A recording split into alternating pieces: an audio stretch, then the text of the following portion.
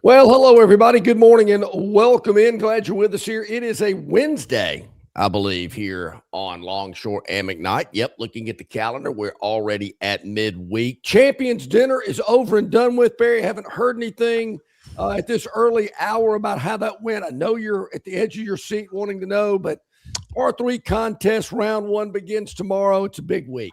I did see the picture. Evidently, they take a big picture. Everybody scooches together and all that and flashes the gang sign and everything, and they take a picture. I did see that, and that's nice. That's nice. Some of the old folks getting a chance to, get their picture made with some of the young bucks and all that. I'm good. All right, picture. Everybody's there. Is that guy still alive? I would have sworn that guy was dead. Okay. All right. So he's there. Oh, nice. Let's see. Somebody left half of rolls on the table and somebody picked that up, but that's about it. That was my interest. And I kind of moved on a little bit from that. Just lost John. Let's see. Just lost him for a moment. At least I don't hear him. Had him for a moment. Well, we'll have to work on that, I suppose. But today is a day where I'm just telling you, if we don't talk baseball today, then I don't know that we ever will. Today is a big baseball day. Where do we start? Can I for it? Yep, there we go. I got you now, a little bit anyway. Yeah, I just heard you say something about a big baseball day. I hate to use this stock answer because I'm wearing it out. I'll take your word for it, but basically when it comes to baseball, then I'll take your word for it. Wait a minute. Okay. All right, that response. I was good. I was set. I was ready, but that response, I gotta point out. John on his Twitter account or X or whatever at Longshore 8, he actually posted yesterday about baseball. So he's like, "Oh, I gotta take your word for it. I got what? Big baseball." Well, John posts once a day. And it's the lineup for the show the next day. Yeah. Hope everybody sees that, subscribes to it in some form or fashion. Yeah. Well, we need to tag some of the people that we have on, but that's nothing. Yeah. We rarely see John post. He does every once in a while. Yesterday, he posted about baseball. You want to know what? I mean, you had the Braves getting a fight yesterday. Big Braves fight. Well, I did not see that. Video might have posted about that. No. Yeah, put that on the topic wheel, Gurn. I want to see the fight last night. Alabama baseball. Now. Run rules Samford. Alabama baseball has got like the longest home winning streak in the country. They've been really, really good. Not the only team that got run ruled last night. That's I found out. See, he can't wait. Cannot wait. No, I waited. No. I was about to bring that up. I was leading up to it. John can't stand it. The meat and potatoes. Okay. Maybe, possibly, some days somebody else puts that together and sends it out. Just saying. So it's not like I'm going, oh boy, baseball. Let's talk. Yeah, I can't wait. So just to be the truth of the matter is the absolute fact that cannot be denied is John put a tweet out yesterday. It's true. It's attached to my name. When I believe it just said baseball, because some days I'll put MLB/college baseball. It just depends. But Barry, it's a very general term. It's kind of like, well, I guess I got to throw that out there. Here we are in the 8th day of April, so I guess it kind of is baseball season. Okay. So that's kind of my mentality. I don't want to do it, but I find I owe it to them. I owe it to them. To get to the point But in saying all that and coming clean, I do not know one thing that happened in Major League Baseball last night because I'm about to find out. Well, but thanks to the River Regions Straw VIP text line, I do know what happened in Auburn last night. I can promise you. I'm trying my best to get to it here. Okay. The floor is yours. Go ahead. John jumps the route and tries to ease the landing here before I even get it out, Jacksonville State run rules Auburn yesterday. Yeah. Oh. There we go. 15-4 was the final score. And underneath one of the things, John says, 10-run rule? That's it. That is it. John has posted on Twitter. Okay. No, it's not about the presidential. Oh, he probably did there. No, it's not. Auburn baseball got run ruled yesterday. Boom. So, I have got to put something on there. I got to come clean about that too. Have you ever put something on social media and went, that's not the place I wanted to put it? I think I was trying to copy that.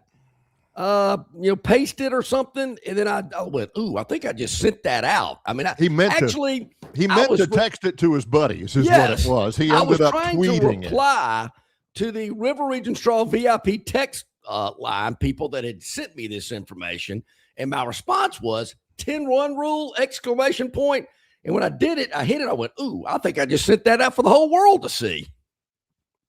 And that's what happened. And I saw it. And it was like, okay, all right, Aub's got run ruled, which is true. Maybe we can talk a little baseball today. If John's, like I said just a moment ago, if we don't talk baseball today, Braves getting a big fight yesterday in their game against the Angels. Braves win it. It was in L.A., big fight. Walt Weiss, who's the new Braves manager, he goes out there and he tackles a dude. I mean, form tackle. Yeah. I mean, there's a couple of Alabama defensive backs could have learned something from that. Jorge Soler, who plays for the Angels, who once hit a ball in the playoff against the Astros about 19 miles for the Braves. Oh, here we go. Yeah, watch, here we go. Here we go. This is it. Beautiful. See, what had happened was, this is a big brawl. Through his head? Came up and in on him. The runner goes to second base. And watch, the pitcher is Armando Lopez. Yeah. Soler never moves. He's mad at Lopez, kind of threw near his melon. Yep. And he's just standing there. And then throw the ball back, and Lopez says, What? You don't like a ball up and in? What you going to do? Soler's just glaring at him. Yeah. And watch, he's walking towards. Lopez says, Come on. Get you some. And here they come. Now, Soler's about 6'4", about 215. Yeah.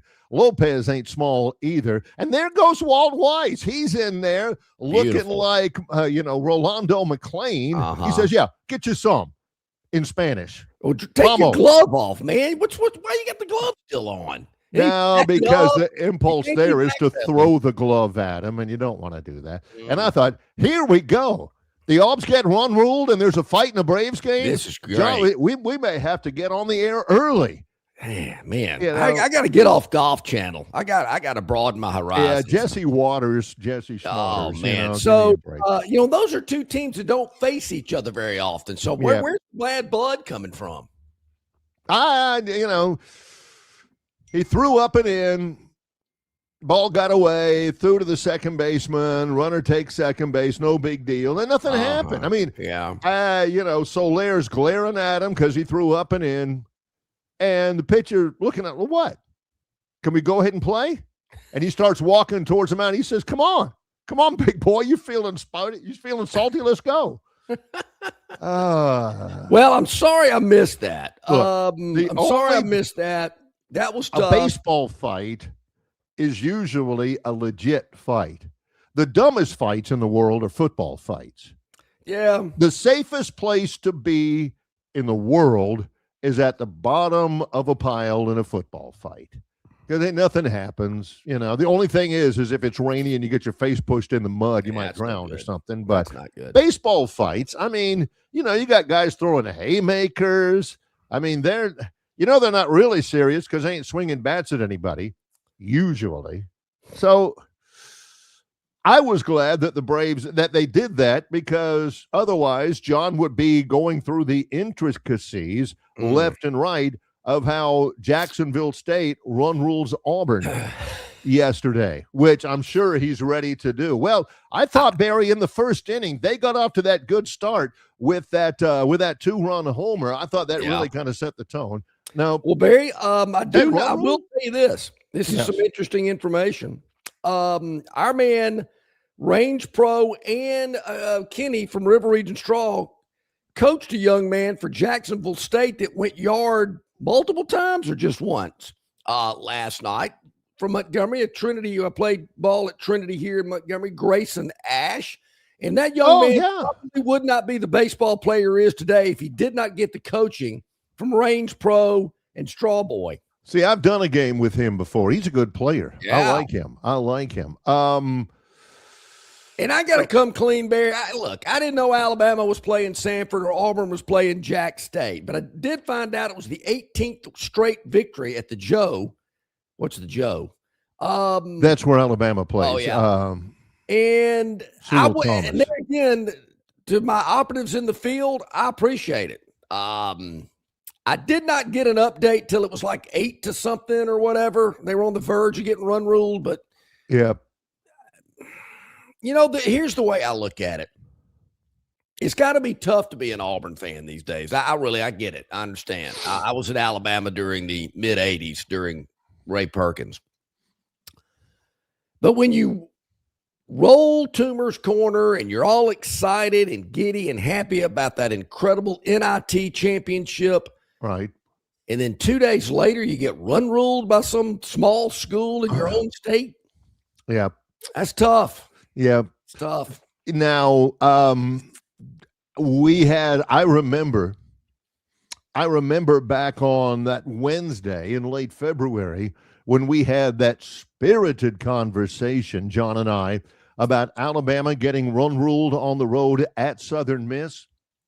I remember, boy, it was back and forth, left and right. Yep. Whew. So how did I forget that? Yeah. Well, you know, I did forget that, but obviously they've made the corrections and they're doing the right things. 18 straight wins at home. Can you give me a little background on why they call it the Joe? It's Sewell Thomas Stadium. That's what I thought. Named after Frank Thomas and Joe Sewell. Joe Sewell's a Baseball Hall of Famer. From they didn't want to call it the Frank, huh? And 15 years ago. I guess the Joe sounds better than the Frank. Yeah, you never have been a fan of the name Frank, if I remember. I got a friend named Frank. He's a great guy. You just don't hear that name much anymore. Well, I don't want to publicize it because one of the greatest athletes in Auburn history, his name was Frank Thomas, too. So Ralph, like Ralph Shug Jordan. You don't hear the name Ralph a lot. A great friend of mine, Ralph Black, here in Troy, no longer with us. That lady painter who was obviously on Green Acres, her name was Ralph. That's about it. So that's baseball. That's going on. We're only 13 minutes in. I want some more baseball talk today. Well, serve it up. All right. Yeah. The guy that that John's buddies are telling him about. This is last night, Jacksonville State. Go to Auburn. Jacksonville State, by the way, is really good. They're 28-6, and they're undefeated in their league. But just, when Southern Miss beat Alabama in February by run rule, that happened in Hattiesburg. They had to bust to Hattiesburg. Well, I am told, Barry, just for the record, Mississippi. I love this. Mississippi Southern is ranked in the top 10 now. Mississippi, Alabama got run ruled by a top 10 team. Well, they're 24-9 right now. And Jacksonville State, just in case, they're 28-6. So, both of those teams are pretty doggone good. This is how old, and I remember all these guys because Troy's played Jacksonville State twice a year. Cooper Blauser hits a sac fly in the third inning to score a run. That's Jeff Blauser's son. He also had a double later on. Yep, same guy. And the other one you're talking about, Grayson Ash, I knew where he's from. Again, I've called games with him there and all that. He had a homer late in that game and having a pretty good year. Out of Montgomery, went to Wallace State, and now at Jacksonville State. I'm looking here. He was all Conference USA, second team in Conference USA last year. And I'm looking here at his bio at jackstatesports.com. Attended Trinity Presbyterian in the Montgomery, Alabama area. Helped lead the Wildcats to the Class 4A state championship as a senior, coached in youth baseball by Straw Boy and Range Pro. Yeah. And named to the, how about that? Yeah. There you So go. that's kids had a great baseball upbringing. Speaking of Range Pro, I'm looking forward to his Masters selections. He'll be releasing those, I guess, maybe today, maybe tomorrow before they tee off there at Augusta National. You need to get your Masters selections in by 9 a.m. tomorrow. So that's about 26 hours from now. Those selections have to be in at Longshore and McKnight at gmail.com. That's Longshore and McKnight. That's A-N-D. Longshore and McKnight at gmail.com. In the subject line, just put Masters. All we need, the winner and what he shoots on Sunday. Winner, what he shoots on Sunday. It's all we need. If we have some ties, we'll draw out of a hat. We did bring the hat with us when we left our old employer, so we do have the hat. We should have thrown that thing away, yeah, that thing was John. pretty nasty. Moths in. Yeah, it was. But it was kind of a tradition. Yeah. So we'll do that, and we're giving away some free golf trail cards from the Robert Trent Jones Golf Trail, Cambrian Ridge down in Greenville, Capitol Hill up in Prattville. So you got a chance to win some golf, some trail cards. Get in on that by 9 a.m. tomorrow. So get those selections in.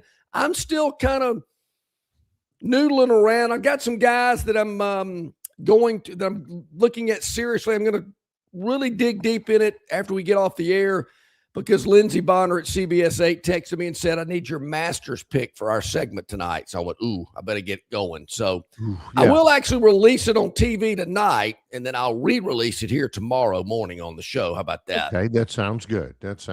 We are underway.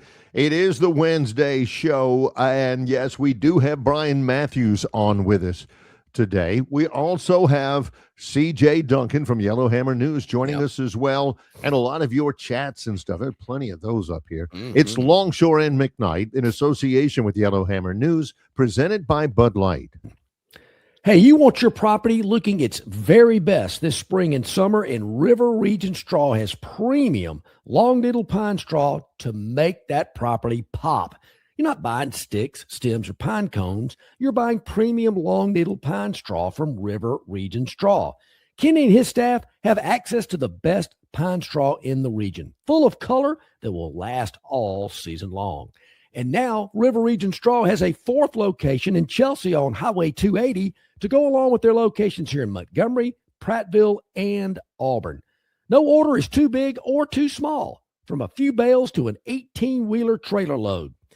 To get your River Region Straw, drop by any of their 4 locations or give Kenny a call or text today, 669-5959. That's 669-5959, and have the best-looking property this spring and summer with straw from River Region Straw.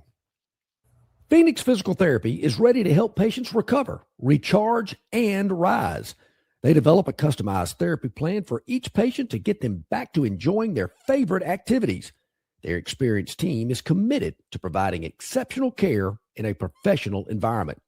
Whether you're looking to prevent or treat an injury, recover from a recent illness, or recuperate from surgery, schedule an appointment with one of their clinics and take advantage of physical therapy, athletic training, workers' comp, and employer solution services. Get back in the game, get back to work, and get back to life with Phoenix Physical Therapy. To find a location near you and to schedule an appointment, go to phoenixphysicaltherapy.com. That's phoenixphysicaltherapy.com. Okay, about 19 minutes past the hour here on this Wednesday. CJ Duncan, Yellowhammer News, going to join us in about 11 minutes from now. Looking forward to always getting CJ's take on what's happening in the world of sports. Hey, folks, hit that like button. Hit that subscribe button. Tell your buddies, your friends, your enemies. It doesn't matter. Just tell everybody out there you see Longshore and McKnight. All you got to do is check it out on YouTube, Facebook, X, Instagram, Apple, iTunes, Spotify. Hit the search bar, type in Longshore McKnight. We will pop up, and we'll pop up each and every day. They'll know your routines, your patterns, and we'll be there for you. You won't miss a thing. Also, you can check it out at yellowhammernews.com. The Yellowhammer News Facebook page gets a ton of views. We really appreciate people checking it out there on the Yellowhammer News Facebook page. So really appreciate it. Make sure you do that. Hit the like, hit the subscribe button as well. Barry, I do not know who Duke Miller is, but obviously he's a wrestler, or was a wrestler. Yeah. He was also, I don't know, it says also, Barry, another wrestler named Duke Miller. I'm taking it from Dennis here on the chat line that Duke Miller went to the great cage wrestling in the cage match in the sky. Yeah. Do not know Duke Miller. Did not get to it yesterday, Dennis's original chat, nor did we get to the chat yesterday that said, please acknowledge my comments. Thank you. Barry, I think we just know we can, you know, we know Dennis speak. Yeah. He didn't put maybe some important words in there like dead, but I think we know what he's talking about. Yeah. Duke Miller. God bless him. Yes. You know, baseball yesterday, spring practice continues. And a lot of Troy's got it going on hard right now in the brand new indoor practice facility, which is really cool. Auburn and Alabama, still some info trickling in on Auburn scrimmage. On scrimmage day, they did have an open viewing period for the media. Okay. And it was stretching and calisthenics. That ain't what you want to see. You know, anybody who says, well, I really like that left tackle, they don't know. Because number one, he's never played for Auburn before. And number two, you can't see him. And I think, Barry, that's what has made spring football just a little disinteresting. I remember back in the day when we were first together, it was every day we were talking about it because you could go, your practice was open. There wasn't this 10-minute viewing period. Now, I don't know what you were really seeing that was meat and potatoes, but obviously more than you're seeing now. And there was just more buzz and, ooh, this guy looks good and they're going to be great here. And I've also said maybe the popularity of basketball has affected it a little bit, particularly with the way Auburn and Alabama have played basketball over the last decade. But I just don't feel the buzz. That's the way it should be. I mean, that's the way it should be. Hey, you know, for some of our fans out here, oh, I'm a diehard Auburn fan. I'm a diehard Alabama fan. What you mean is you're a diehard Alabama football fan. You wouldn't be caught dead among the sellout crowd at Rhodes Stadium for Alabama softball versus Texas. Oh, yeah. Hell, softball? No. Yeah. I did see a Barry where the Lady Tide is now number one in the latest softball rankings. Look at you, man. Look at him doing the in-depth there research. Again, somebody sent it to me. I can't thank these people enough. And I feel like I'm leaving some people out, but you know who you are. Keep coming. What I love is, you know, finding out the lay of the land, what people are talking about, you know, up in Tuscaloosa. The transfer portal is open for basketball. For some reason, the portal opened up on Monday at 11 p.m. Central Time, which is, I get it, it's midnight Eastern, so technically it opened up on Monday night, but really it opened up at midnight on Tuesday. Yeah.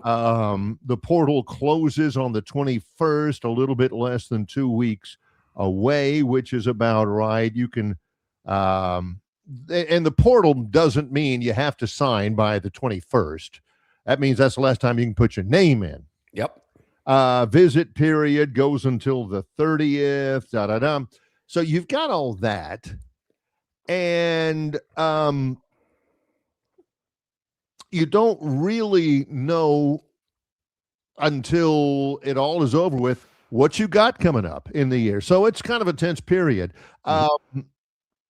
Evidently, Alabama had one of their players enter into the transfer portal. Actually, probably a couple of them. And, you know, God bless them. Sometimes it's a personal decision. I don't like it here. Sometimes it's a playing time decision. I'm not getting enough playing time. Sometimes it's a financial decision. Son, I don't know who's advising you, but there ain't no way on God's green earth I'm paying you that amount of money, which I think is the case about Philip Jovich, the Auburn guy, the 21-year-old freshman who played at Auburn for 1 year, was promising in the postseason, and he's moving on. He's asking for a lot of money, This is what I like. Jaleel Bethea, a sophomore guard, went to Miami. He's from Philly, for Alabama. He has entered the transfer portal. Good luck to him. Yes, good luck to him. Yeah, this is the temperature of things in Tuscaloosa. Baby Billy Freeman on the TighterInsider.com message board. Wait a minute. There's a guy named Baby Billy Freeman. He's and this kid suited up for the Crimson Tide to put on that fabled crimson jersey and represented the University of Alabama.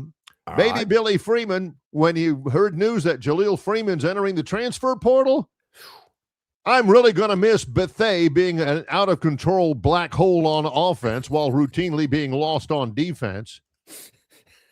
Hey. Marius on the website, he responds by saying, his 3 minutes a game of playing time are a huge loss. D76 says, he was a sight to behold in pregame warmups. Look, you got to be a big boy to go to Tighter Insider message board. I will tell you, there's no tiptoeing around up there. Michael says, I'm not sure we got our money's worth out of him this year. And you got to go through all of this. Boogs get run ruled by Jack State at home. And that's another great point. You get all this, I don't say all of it, but the most important relevant sports news for this area on Tighter Insider. Doesn't have to just be about Alabama. Yeah. You get sports news about other teams too. Yeah. Makes it so good. The Bunker says Philip Jovich wants $2 million in the portal. The Duke says, I had a sense that Minnie Pearl was using the NIT as a sales job to his team. You do get all of that as well. And of course, who was the guy? Kyle Guy or something like that. Yep. He says, add this to the list I don't give a bleep about. Now, somebody text me, Barry, the Euro Alb is requesting $2 million per year. Is that Frenchy guy that Pearl is bringing in? No, that's the Bosnian guy I was telling you about. Philip Jovich, who played last year, 1 year. Woo. Yeah, and that's what it says on Tighter Insider. Now I know, guys. Now I know where you get your information from. Speaking of Kyle Guy saying, quote, add on the Tighter Insider message board, add this to the list of things I don't give two toots about. Did you hear that there is a protest? There is a something, I don't even know what you would call it. There is something to the FCC, a complaint. Oh, Barry, it's an obscenity. Obscenity. For the second year in a row, some viewers have written letters to ESPN complaining about language that Nick Saban used on the College Game Day broadcast. Yeah. My reaction was, so? You think they're getting rid of him? Yeah. Kristen Saban says... she's had some obscenity complaints herself. She says, relax, Karen, with a laughy face. Matt Stahl at AL.com, and I don't read the article because I'm not a subscriber to AL.com. He said for the second year, multiple ESPN viewers filed obscenity complaints with the FCC that mentioned Nick Saban swearing on College Game Day. Come on. The FCC complains about Saban and Pat McAfee swearing on College Game Day. And Matt has a little disclaimer at the top of his article, and I can only read a little bit. It says, before Nick Saban was Alabama's football head coach for 17 seasons and 6 national championships, he had a playing career of his own. But not even the rosy glow of nostalgia for Kent State, his alma mater, could cloud his judgment when Saban was picking the result of the Golden Flashes' September 20th matchup with Florida State. Saban said on ESPN College Game Day, being an alumnus of Kent State, I think Florida State kicks the bleep out of us. Yeah. You know, Barry, in this day and age, you can watch any primetime sitcom or drama on one of the 3 major networks or any of these other channels that are on cable, and they're saying the same things, basically. And they're promoting sex and violence and all this kind of stuff. So I don't want to hear these, do-gooders out there getting my children might, you don't even know what your children are watching on their phone every day. So don't give me that. Tarnishing. One of the complaints said that it is tarnishing his image. Well, not to his players, it ain't. Because believe me, they have heard it themselves. If you could read lips and see some of his antics on the sidelines when he was coaching, I think that is I remember when Chris Stewart was doing the sidelines and he was getting Saban going into the locker room against something, may have been Auburn. He says, I knew we were in for a bleep storm. That's right. And of course, the famous Georgia Southern thing, they ran through us like bleep through a tin horn. It ain't romper room. I mean, come on. You know what you're getting into. All right, quickly, before we go to break and have CJ Duncan join us, Barry, here it is. Range Pro got some Masters winners and odds. This is what he likes so far. McElroy to repeat at plus 1,100. He says other good payouts, long shots, Henley at plus 4,500, Lowry at 4,500, J.J. Spawn. Who won last week, by the way. At plus 5,500. Burns, that's not Montgomery Burns, by the way, at plus 6,200. So there are a couple of picks, some odds from Range Pro about the Masters starting tomorrow. I don't know if this is his final release, but just some for people to chew on before they tee it up for real. Playing for keeps, as we say. I guess tomorrow. They're playing for keeps. Yeah. We'll come back. CJ Duncan standing by. It's Longshore and McKnight in association with Yellowhammer News, presented by Bud Light. At Dixie Overhead Door, we specialize in top-quality garage door solutions for homes across Alabama and Georgia. In need of a garage door repair or a brand new garage door installation, our expert team delivers fast, reliable service with local expertise that you can trust, providing customized solutions and exceptional care every step of the way. Visit us today at DixieOverheadDoor.com and experience the Dixie difference.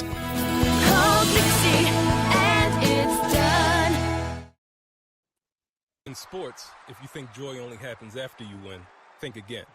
Look at the world's most successful athletes like Serena Williams, Brooks Koepka, and Alex Morgan. They don't spend all their days grinding away. They take time to enjoy themselves, like getting together with friends over a Michelob Ultra, because they know that happiness is the key to winning, and that joy is the whole game, not just the end game.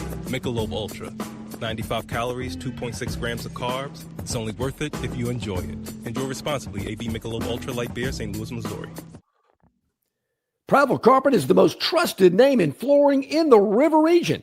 Ray Bowles and his staff have an extensive line of Mohawk, stain-resistant carpeting in all the latest styles and colors. Prattville Carpet also has hardwood, vinyl, and ceramic tile for all of your flooring needs. Professionally installed at the absolute lowest prices. Take advantage of cash and carry vinyl plank at just $239 a foot. Call them today to set up your free measurement for your home, office, lake house, hunting camp, or wherever you need flooring. 285-8117. That's 285-8117, or drop by 2201 Cobbs Ford Road in Prattville for Prattville Carpet. All right, welcome back in, everybody. It is about 26 minutes to the top of the hour. Our man CJ Duncan, Yellowhammer News, joining us here today, rubbing his eyes a little bit, maybe a little diaper duty early this morning. You never know. CJ, good to see you, my man. How's it going? Good morning, guys. It's good to see you guys. It's been a heck of a 6 weeks with the newborn, and we're finishing up session here in Montgomery. We're hoping to sign a die on Thursday, so we're staying busy, but we're excited to be here. At the end of the basketball season, Michigan wins the NCAA basketball championship. How many people out there are ready for a bar bet to name the schools in the country that finished ranked in both the college football and college basketball AP polls? Alabama did, Michigan did, Houston did, Texas Tech did, and the Vanderbilt Commodores. Yeah. You know what? Everybody just needs to, come on board, get used to it. Plenty the doors of are the doors are here. We're here to stay in all sports. Yeah. We're an all sports school. We used to be just a baseball school, but now all sports are. One school Barry didn't mention, CJ, was Tennessee in that group. Oh yeah, Tennessee as well. I'm glad he didn't mention that. Yeah, I in deference to CJ, I wasn't going to bring that up. This whole tournament, I was, hoping that the Big Ten did not win again, right? Yeah. There's been a dominance from the Big Ten lately, and so I was pulling for anybody that wasn't Big Ten. But then when I saw Tennessee in there, I was like, well, I don't mind if Michigan wins if Tennessee has an opportunity to do it. So that's about the only team that I wasn't rooting for that wasn't pro Big Ten. CJ, Michigan wins the championship, and they were all that. They were so strong all season long. Much has been made about the fact that they're the first team to win the basketball championship, where their starting five is all transfers. And my personal view is, fans, you got to go ahead and get used to that, because that ain't going to be the last time that happens. It's a transfer landscape, is it not? Yeah, it's the evolution of college sports now.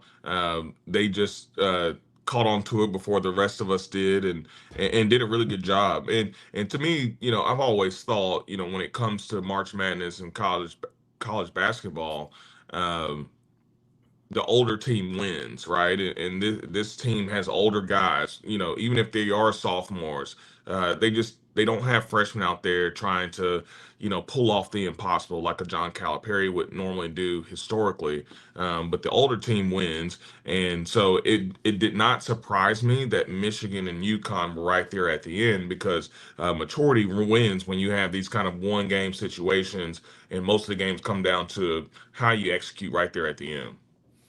I'm with you there. I do think older players that have been there, a little more mature. I mean, I think back to a statement that Kirk Herbstreit made before the 2010 season, the season that Auburn won the national championship. We didn't even know who Cam Newton was at this point. And he talked about how experienced, and maybe old isn't the right term to use, but very senior laden. This team had a lot of guys that had been in that program, had been around, knew what it was about. And, maybe having Cam Newton there as well didn't hurt, but just was emphasizing, having players that have been through the trenches and know what to expect. Yeah, I think that's exactly right. I think when it comes down to late game situations, when you're playing in big games, it does come down to the details. And so, those older or more experienced players, they've been through those situations before. Yeah. So, they may have failed as freshmen or sophomores, right, even juniors, but they've got it down packed now as seniors. And that's really what you want when you're going into those critical situations. Those guys are going to be consistent. You know what you're getting out of them. So as a coach, when you're making plays, making calls, you know exactly what you're going to get. And usually you execute at the highest level, on the biggest level, when you have older guys.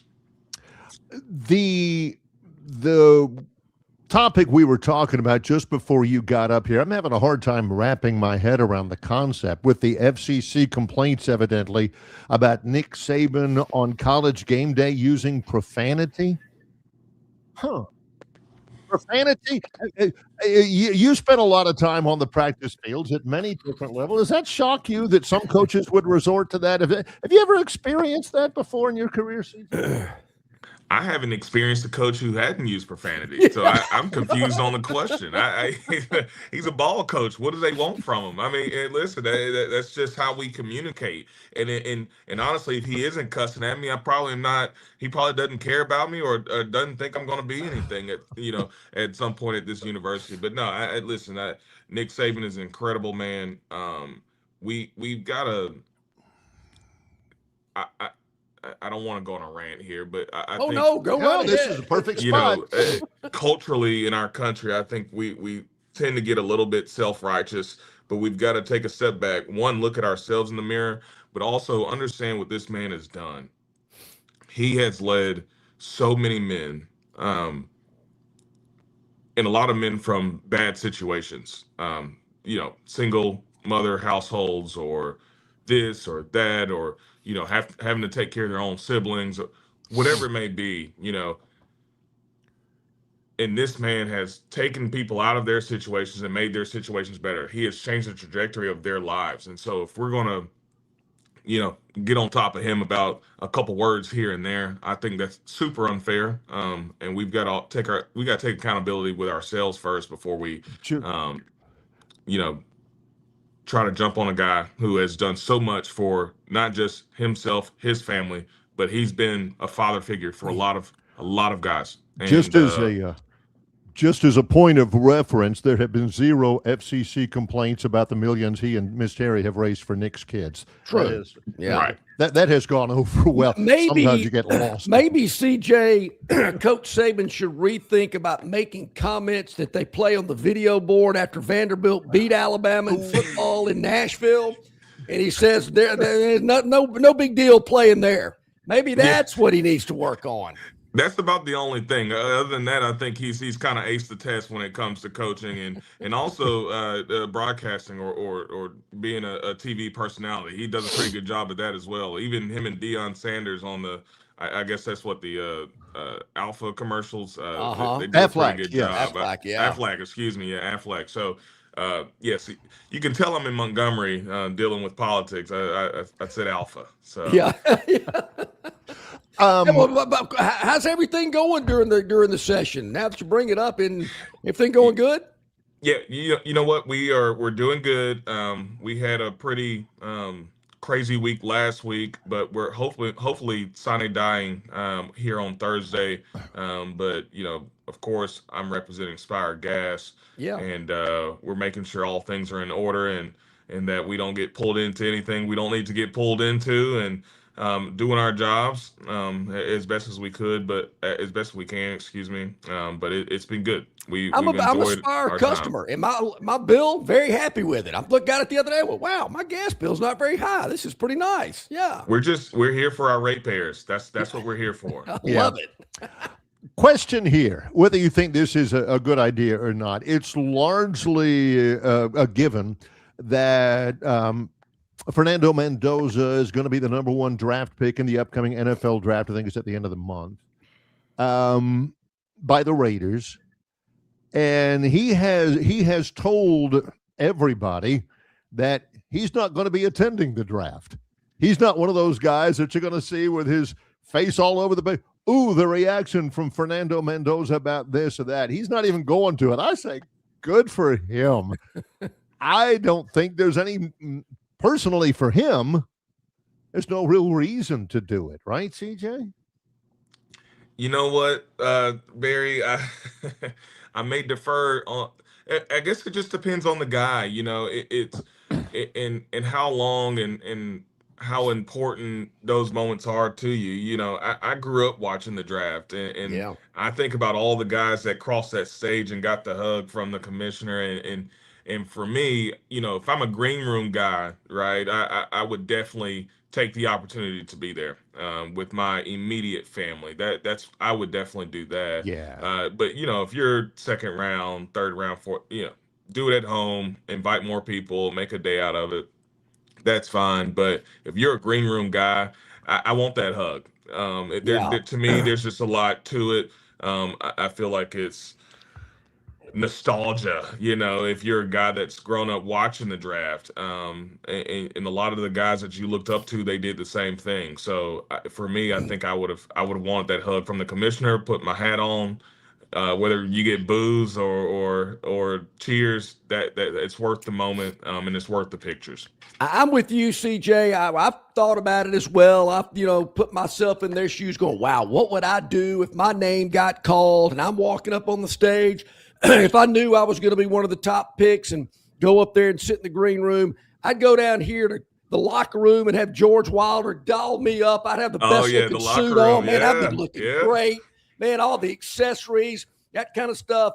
I will say this, though. Why you got to hug the commissioner? I mean, just, shake his hand, pat him on the back. I mean, all this hugging up there on the stage, I'm thinking half these guys might get cut by the 4th of July. I'm thinking, what's going on? That's right. Here? Yeah. Be careful getting too close. I like when the big guys, they don't hug them. They pick them up and they kind of swing them around like a rag doll. You know what I mean? Yeah. Those are the best ones. That's what I want to see. Since you bring that up, I wasn't going to follow up with this. It's very compelling, and I totally get your point about Fernando Mendoza.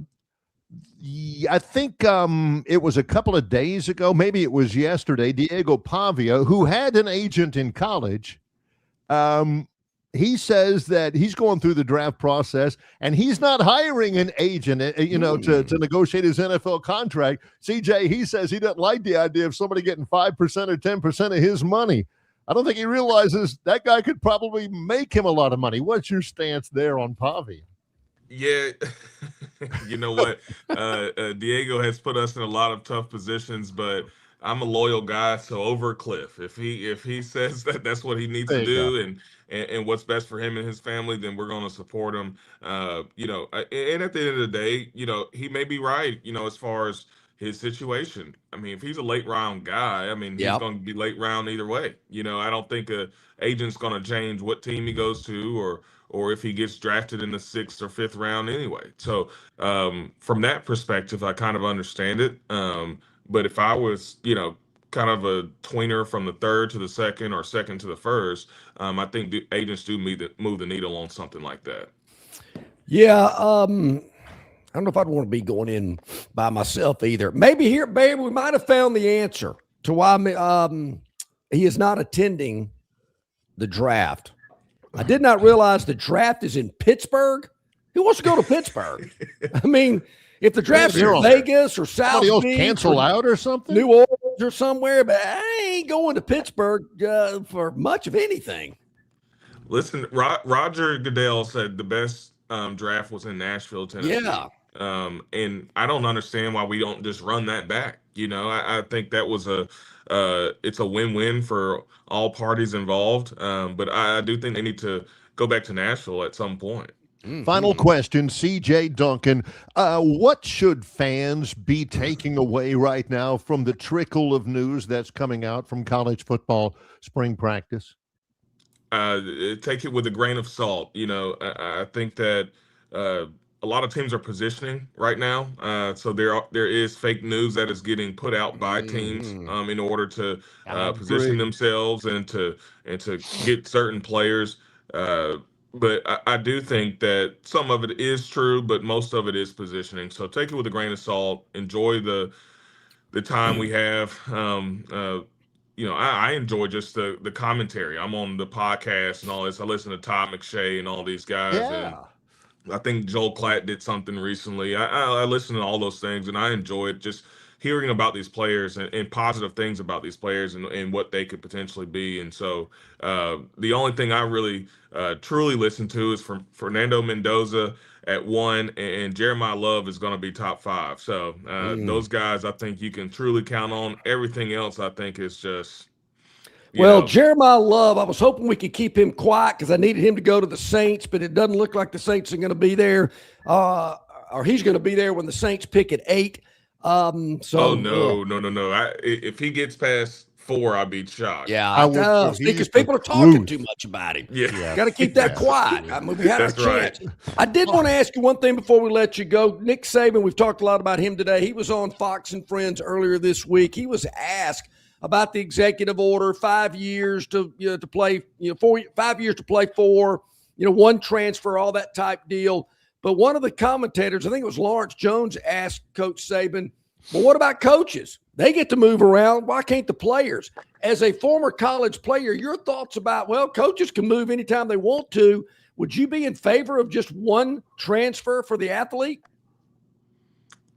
I think that's what's best for the athlete at the end of the day, because they are still I don't know if the word is adolescent, but they're still kids at the end of the day, and I think that the whole point of college is to develop a boy to a man or a girl into a woman, and I think that one transfer allows you to say, hey, this may not be the right situation for me. Maybe I've made a mistake, but it's time for me to move on. But also I can't run from all my problems. And so I do think that putting a cap on that thing is a smart idea. I think it's the right thing to do. I think that's been our biggest issue is the portal. More than the money or whatever it may be. I'm still watching very competitive college games, whether it's basketball, football, baseball, whatever it may be. And there's money all over the place. Guys are making more money in college than they do in their professional sports, at least initially as a rookie. But I'm still seeing very competitive games. So I don't think it's the money that's changing the players. I think the portal is. Well said. CJ Duncan, great to have you with us, Yellowhammer News. Thanks so much for the time and insight. Always a pleasure, guys. See y'all next week. We're looking forward to it. Thank you, buddy. CJ Duncan, Yellowhammer News, joining us here today. Always a great segment. And we really appreciate his time each and every week. Great stuff. You brought up Tennessee to him. I can't believe it. Yeah. He had a big old smile on his face. And then you brought up the Vols. The Volunteers can dampen a mood probably quicker than any other subject in college. Kidding. So many people. Kidding. Yeah. Well, great to have CJ with us. Don't forget, coming up in just a little bit, Brian Matthews, auburnsports.com will join us. It's Longshore and McKnight in association with Yellowhammer News, presented by Bud Light. Located just 8 miles north of Alabama's state capital, Capitol Hill features 3 18-hole championship courses. With more than 1,500 acres of golf and nature, the pure magnitude of this facility is amazing and allows each course to be drastically different from the others. Capitol Hill also features an innovative 360-degree driving range, 400 yards in diameter. Capitol Hill offers a fully stocked pro shop with the latest equipment and apparel. Great food and beverages in the clubhouse can be enjoyed both before and after your round. Get your group together and hit the trail. Go to rtjgolf.com/Capitol Hill for tee times and more information. Jim Massey's Cleaners and Laundry is an Alabama-based, family-owned and operated business that specializes in dry cleaning and laundry, serving the River region since 1941. There are 12 convenient locations across the River region. Find one close to you or call 481-1911 for free pickup and delivery. For 83 years, Central Alabama has trusted Jim Massey's Cleaners and Laundry. You should too.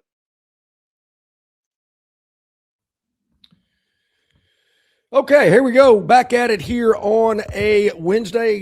Man, great stuff from CJ Duncan. I'm telling you, he is so enjoyable to listen to. Always love him being on the program with us. Great stuff from CJ. And Brian Matthews. Don't want to cut him short because he's coming up in just a minute. He's coming up in just a little bit. We're going to talk about the news of the day. The Aubs got run ruled at home by a very, very good Jacksonville State team. A little bit more. I feel like I've shortchanged everybody a little bit more. Good on Gurn Jr. for being right there on the spot with the video of that big fight yesterday in the Braves-Angels game out in Anaheim. Braves pitcher Ronaldo Lopez and former Brave Jorge Soler. We showed you the video. Lopez threw up and in to Soler in the 5th inning. It got away from the catcher. Runner goes to second base. Catcher threw to second base. He was safe. Everybody standing there. Soler standing there looking at Lopez like, what are you doing, man? What are you doing? You threw at my melon again. Turns out Soler had homered off of him in his first at-bat. Then Lopez hit him with a pitch in the third inning, which is a no-no. If the guy homers against you, you had to him, I mean, don't hit him. It ain't, you don't need to punish him. And then that was in the third. He homered in his first at bat. Then he got hit in the third. And then he goes up, he buzzes his head. And Soler, he starts walking out to the mound, and Lopez says, vamos, ándale, And so they start swinging and all that stuff. And I mentioned in the big brawl, and there were people all over the place, Longshore somebody would have tugged his sleeve and he'd have looked out onto the field. Oh, hey, whoa, check it out. Yeah, let's go. That would have been the price of admission right there. Not that he would pay, but somebody would pay for him. And I mentioned amidst all of that, Braves manager Walt Weiss had a formed tackle. Oh, of one of those guys. All right, so I mean, it was. I'll just say this, Barry. I don't know that you used a key term here in describing the scene last night. Right. Former Braves player. Yeah. That caught my attention. So I'm just throwing it out there. You can, clear it up. But it seems to me like there was some bad blood between these two guys back when they were in Atlanta together. These two teams don't see each other very often, more than they used to. I will say that. I'm a big interleague guy. Love interleague. I don't think the Braves have played a National League team yet, to my knowledge. But it doesn't feel like it. It really doesn't feel like it. So they don't face each other very often. So here comes the opportunity. Now, I didn't like this guy when he was with us. I don't like him now. I'm going to let him know it. Boom. Or something like that. Yeah, I imagine it was something like that. If that's not spot on, that's close. Now, Soler, again, Braves legend for hitting one about 900 feet against the Astros in the playoffs a few years back. He's a little bit of a showboat. He's a little bit of the old term was hot dog. Yeah, or hot head. And I didn't see it last night. I was watching a high school baseball game, as a matter of fact. Okay. And he hit a homer on the first at-bat. Soler I don't know for sure, might have been a little bat flip, might have been a little, at home play, might have. Like maybe done a few hops. Trotted to first base. Yeah. Done the Jeffrey Leonard flaps down around first and all that, and Lopez didn't like it. But then he hit him in the third. I mean, so you got your retribution, right? I mean, you sent your message, and then he buzzes him up and in the next time. That's when hands were don't used. You know, Barry, if you showboat a little bit as you trot around the bases, which I have no problem with. To me, that spices up a boring game. I don't have a problem with it, but you got to know if you're showboating, maybe jawing a little bit, maybe even pointing a finger or, giving the, looking up in the air sign. I don't want to say see it, hear about it. I guess that's the best way to describe it. Well, something's going to happen that normally doesn't happen with your next at bat. Exactly. I mean, say, you got a little something on the fifth green. And you hit this winding 20-footer. Yeah. Dead center. I mean, you go Chichi Rodriguez and, you fake like you're putting your putter in your belt loop like it's a sword. You got the spikes on, or at least you got the rubber tip soles, and so you can't moonwalk, but you're acting like you're moonwalking and everything. And usually, Barry, I don't go to that much. You just got into his pocket. Yeah, a little bit later on, when he hits a putt like that, you're gonna have to sit here and take it, and you do. All right. I had mine. Go ahead. Usually, I know people. Not saying I ever did this. Well, maybe once or twice. No, but he's not saying he did. Make something over 20, 25 feet, goes in. You kind of look around and go, "Where'd it go? Huh? Did that ball go in? Huh? Wow. Hey, here it's right here. Yeah. Hey. Wow, look at that. I had a friend of mine that was playing in a charity tournament, one of those deals where Saban plays one hole with the whole group. It was on a par 3, and a buddy of mine had about a 35-footer, and he drained it. And, of course, when it went in, he went, "Where'd it go?" go? He's kind of celebrating a little bit. Where'd it go? And Saban looked at him and went, in the hole. I mean, he had no clue the guy was, kind of joking around and having a little fun, and Saban's serious. Well, even in a charity event, he goes, right here in the hole. Judging from the FCC complaints, you might have said in the bleeping hole. You never know. Kidding. Yeah, so you're right about that. All right. Well, Brian Matthews is with us to lead off our second live hour from AuburnSports.com. Brian, good morning. How you doing? I'm great. I had a 48-hour bender after the NIT championship, so I'm just now getting going here. Well, it's good because we can still talk about the NIT championship. Yeah. We can also try to find answers to one of John's favorite topics of the morning, Auburn baseball getting run-ruled last night by Jacksonville State. If you were on yesterday. For the record, Brian, Barry brought it up first. Now, I did expand on it. I will admit. John did Barry tweet brought about it up first. Okay, first of all, the impact of the NIT championship. What's the value in all of that ultimately, Brian, do you suspect? I think the biggest thing, if Auburn could beat Michigan next week in the World Championship, that would be huge for the program. So I'm excited about that. But no, seriously, I think it was a plus benefit for Auburn. I just think it benefited Stephen Pearl, gave the fan base, the alumni, the students more confidence in him and his the future of him leading Auburn's basketball program. I think it helped several players that Auburn's hoping to get back. We'll see. Kevin Overton, certainly, who said he's coming back, and Elijah Freeman, Sebastian Williams-Adams, and then Philip Jovic, who's in the portal. But we'll see if Auburn can change his mind here or if he's gonzo. But I think it helped those players, and I just think it was just a good way to finish what's been a really tough season for Auburn. So they deserve credit for taking that chance, because they did take a risk getting into the tournament, and then really investing themselves in it, because you don't win 5 games and go to Indianapolis and beat those teams if you don't care.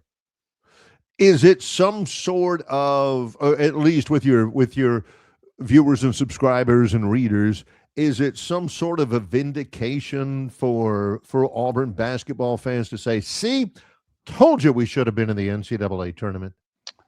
I don't look at it that way, because I think if Auburn had gotten in the NCAA tournament, they would have got bounced out early, and everybody would have been upset and really down on the program. So I think it worked out pretty well for Auburn in the long run. I know that's not their goal. They want to be in the tournament, but this was not a tournament team. It was not a good team. It finished, I think, 11th or 12th in the SEC, or 10th, whatever it was. And, I don't care about seeing the team that's finished 10th or 11th or 12th in the SEC or Big Ten play in the NCAA tournament. I just have no interest in that. Barry, once again, Brian and I have a lot in common. Yeah, I'm with you. Okay, Barry, go ahead and ask about baseball, because I got something else I want to ask about. We pointed out yesterday that Jacksonville State's a very good baseball team. I think they're 28-6 now, and they ambushed Auburn early yesterday in baseball in Auburn. Any alarms sounding, anything like that, Brian? Yes. Yeah, definitely. That's the 21st ranked team in the country, Jack State. So they are a very quality team. However, this is the second straight midweek game Auburn's been run ruled. First time Auburn's been run ruled since in 2 years, and that was by a Tennessee team that won the national championship at home. Excuse me. And you just see this team struggling offensively over and over. Looking really, really bad. They're swinging at pitches in the dirt. They're looking at good pitches right down the middle and taking them. They just don't seem to have a really good approach right now.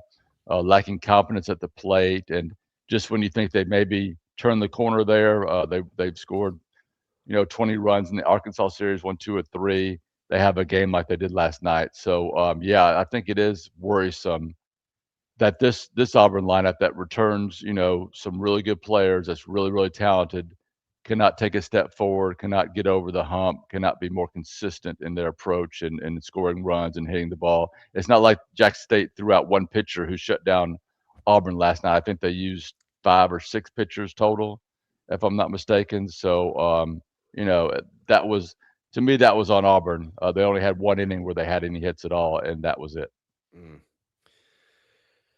Who's up next? Who's this weekend? Who they got this weekend in the SEC?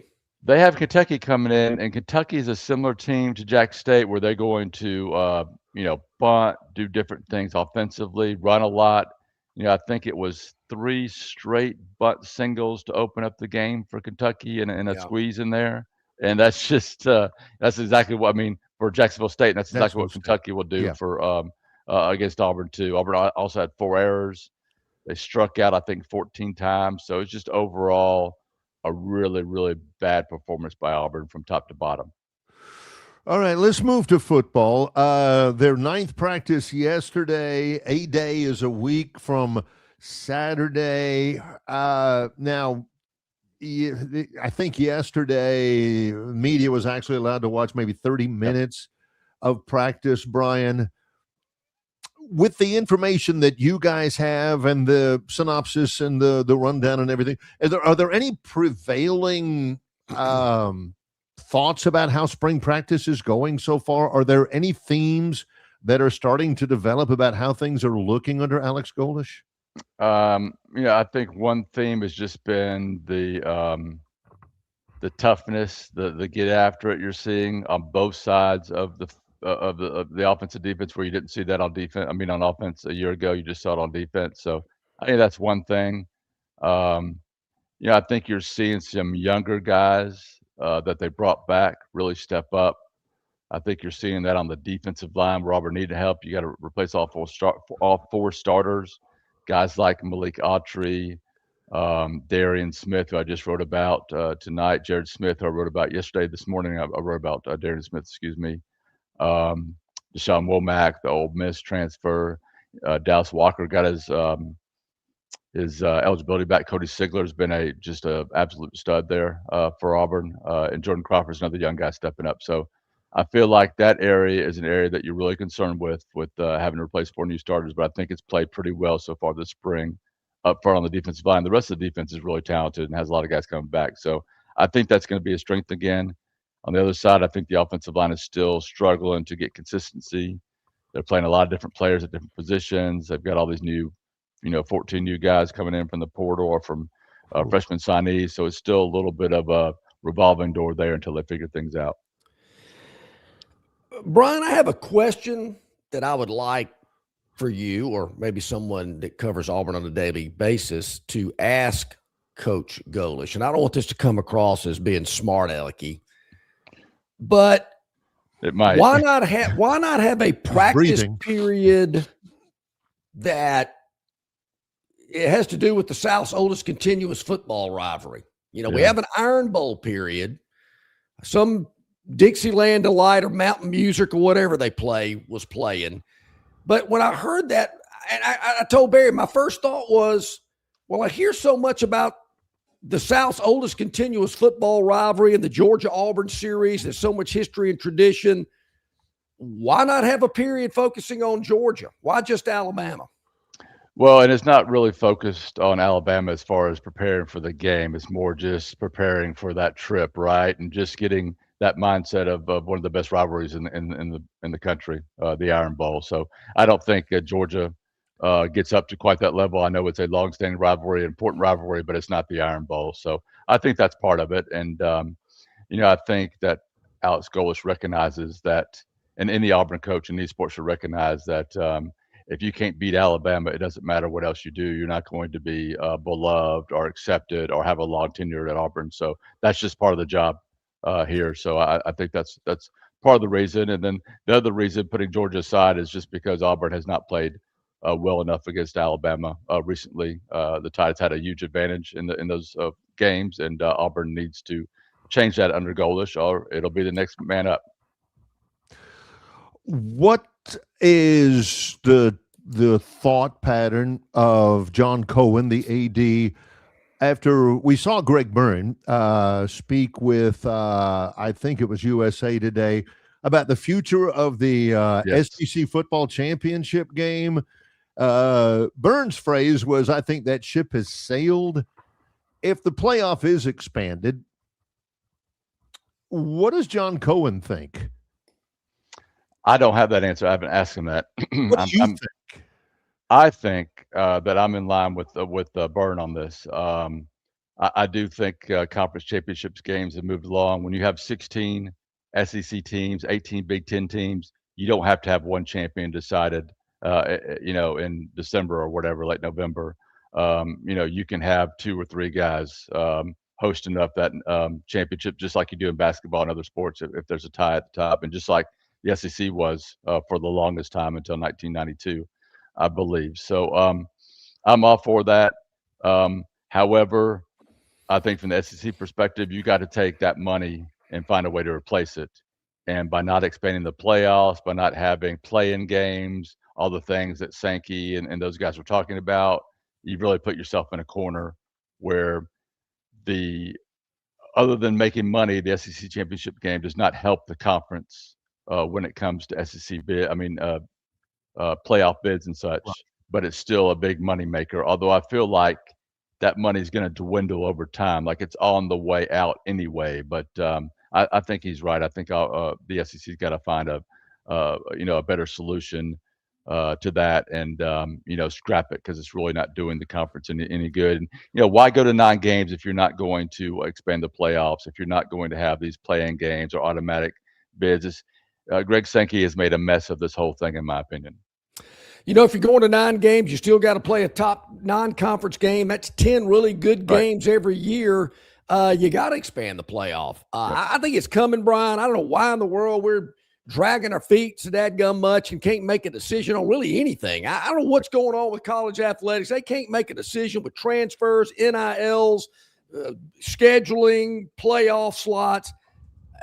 It's just so dadgum frustrating. Enough talk. Let's get something done. I think the leadership of college football, and that's the NCAA president, that's Sankey, that's Petiti. Those are the 3 guys running the show right now. Okay, there's a lot of other people involved, but those are the 3 guys in charge, right? They're the decision makers. They have the power. I think they've completely failed college athletics. I think they've showed very little vision. I think they keep kicking the goalpost or kicking the ball down the field instead of making the tough decisions, which would be, sitting down with players and collective bargaining and setting some real enforceable rules with transfers and, capping salaries and those type of things. And they just keep going on and on with this stuff that just has no end and just shows just a total lack of leadership, in my opinion. Final question for Brian Matthews, auburnsports.com. We've been seeing so much coverage from your website and so many things, snippets here and there from fans or whatever, about Auburn football spring practice and everything. God bless all the other guys who are competing for positions, but everybody is focused on, what about Byron Brown? How's Byron Brown looking? What's he, is all the hype worth it? Can we finally trust in a quarterback that signed out of the portal? So I'll ask you, Brian, what about Byron Brown? He's pretty good, and I think Auburn can trust him. I think they can trust in him to be a good quarterback who can really hurt a defense with his running ability, right? I think you've got a guy that's a true leader, right? It's not just thrown upon him or talked about. He really is that guy. I think he's a good dude on and off the field too. The one issue is the offensive line, right? I don't care how good your quarterback is. I don't care how good your running back is or your wide receivers or tight ends. If you don't have an offensive line that's functional, that can get the job done in this conference, you're going to get absolutely destroyed. So that's the area that Auburn has to focus on. That's the area they've got to improve on. I think the other pieces on offense are either good enough or pretty good. And I think Byron Brown certainly fills that category. I don't think he's going to be Cam Newton. I think there's going to be adjustment going from South Florida to playing against the SEC. It's going to be faster. The defenses are going to be more complex. It's going to be tougher to do things. But I think he's capable of taking a step forward. But he's going to need help up front. Yeah, Ty Simpson can tell you all about that. If you don't have the offensive lineman in front of you, I don't care how good you are. And look at his draft. Look at his draft. Yeah. Moving up and up and up, right? So people get caught up so much into a quarterback, and it's his fault. He needs to do this, this, and that. And a lot of times, it's the pieces around him that let that quarterback down. Now, Jackson Jackson Arnold had his own issues, but he wasn't getting a lot of help either. Yeah. Barry, I don't know who the sports writer was that compared Byron Brown to Dak Prescott, but I wish they'd come up with another comparison because I'm not a big Dak Prescott guy. There's got to be somebody else in the NFL this guy is close to, but I don't know about old Dak. I don't know. Yeah. But the ceiling's got to be higher than that, right? Yeah, come on. Give me more than that. So much stuff going on. auburnsports.com. How do people sign in, Brian? Yeah, please come check us out, auburnsports.com. Running a spring special, I believe, still 50% off. Nice. Blowout football coverage. Recruiting continues to really impress me with the guys that are coming in. And the big period's coming up here in May and June with official visits. And, of course, baseball coverage. See if Auburn can get it turned around this weekend. And the basketball portal is popping, and there's going to be plenty of news today and tomorrow and the rest of the week as players come and go. So all that more, auburnsports.com. You can follow me on Twitter /X at BMattAU. Excellent stuff, Brian. Always appreciate it. Thank you. Hey, appreciate you guys. Y'all take care. You too, buddy. Thank you so much. Great insight and analysis as always from my man, Brian Matthews, auburnsports.com. Check him out and all the other great content there as well. The Georgia period. I just think I just have a different opinion about that. I think you got to have a Georgia period too. Play the fight song, get the bulldog out, get the picture of Uga trying to bite. What was the Baker? What was his first name? No. Baker, the license plate maker. Chad Baker? No, that was Chad Baker Mazzara, who played on the Auburn basketball I just think you got to have a Georgia period. You just can't act, Georgia's beat us 9 in a row, so we don't need to do that. I don't know. Alabama's beat you 6 in a row, so that made me think about something. He mentioned about, it's important to Auburn people to beat Alabama and blah, blah, blah, blah, blah. If Kalen DeBoer beats Auburn this upcoming season, that will be his 3rd victory against Auburn, I believe. Yeah. 3 in a row. Right. There was a former Alabama coach that lost 3 in a row, and allegedly some people out there thought that's the reason he got fired, because he lost 3 in a row to the Auburn Tigers. If Kalen DeBoer beats Auburn for the 3rd time this year but goes 8-4 and doesn't make the playoff, he's beaten Auburn 3 years in a row. We got to keep him. Or are they going to go, we got to get rid of this guy? Well, wait a minute. He's beaten Auburn 3 years in a row. Who cares? Well, so what? We're not in the playoff. I think that's a double answer here. Okay. I think, there will be people who say we got to get rid of this guy, but I don't think they should. I do think, to your question, I think there are people going to be saying, man, we got to get rid of this guy. I don't care if he's beaten Auburn. I think there will be people like that. Yeah. But actually, there are people like that right now. Yeah, there ain't no doubt. I mean, we can get 15 people on the phone right now, get on the air with us right now, and I'll tell you why. Yeah. Bleep the Aubs. I get it, because my whole thing has always been, Barry, who you going to hire? And I still believe that today. I mean, there's some people out there that might not like DeBoer. He ain't Saban. He's not this rough and tough guy, right, and whatnot. But who are you going to hire? The knee-jerk reaction of, we got to get rid of this guy. Okay, then who you going to hire? And I haven't seen any examples of who Alabama thinks they could hire. Timing's everything. That's obvious when they hired Nick Saban. I mean, you're talking about the planets aligning perfectly for Alabama to swoop in and to get Nick Saban. Well, even though Rich Rodriguez thinks he had the job. Was Lane Kiffin a year too late? Kiffin, if the war goes south, Bama fans are going to be going, oh, I knew we should have grabbed Lane Kiffin last year. I don't know. I don't know if the planets were perfectly aligned for Saban. Otherwise, Mal wouldn't have had to sit on the tarmac of the plane for 4 or 5 hours on the phone with Miss Terry. Well, however it played out, it was aligned. It worked out well, but it wasn't perfectly aligned because because Mal's over there, doing the Billy. Please, come on, please. Well, no, Barry, don't I'll take off admit, yet. Don't file another flight pending. Then I don't admit, care. We're Barry, staying here. It's not like my wife. The first time I asked her out, said, "Oh yeah, sure. What time you picking me up?" I mean, I What had took to you work so it. long? I had to work it. I mean, she's giving me the cold shoulder, and not really, responding back in a fashion that I was hoping to. We're And not I talking kept about. pursuing, and look at it here today. I mean, so Nobody's I know what Mal was buying doing. that for a minute. I've always respected your ability to tell the story. But the first time you asked her out, you didn't even get to finish the sentence. She was like, yeah, absolutely. Well, Barry, I will tell you, you probably don't remember this. Maybe you do, but this is 10 years ago. Well, more than that, because we'll be our 9th anniversary is coming up in This is June. one thing about getting old. We're thinking, gosh, this had to have been 10 years ago. Yeah. You look back up and it was like 23. I know it was 10 plus. We were at Stivers Ford in Montgomery where Price sells cars. Mhm. It's about 8:15, 8:20. We were doing 3 hours on radio, I believe. Right. And I get this text from her. And it was in about this time of year, actually. And basically, I'm getting a Dear John letter on a text. I just don't think we can go out. I don't think this is a good idea, whatever. And I am just, deflated. And I remember we're like on the air and I'm reading it. And I looked at you and I said, you got to take it for a minute. Oh, I do remember that. Okay. I gotta don't go. remember I gotta go for a what it second. was about. Yeah.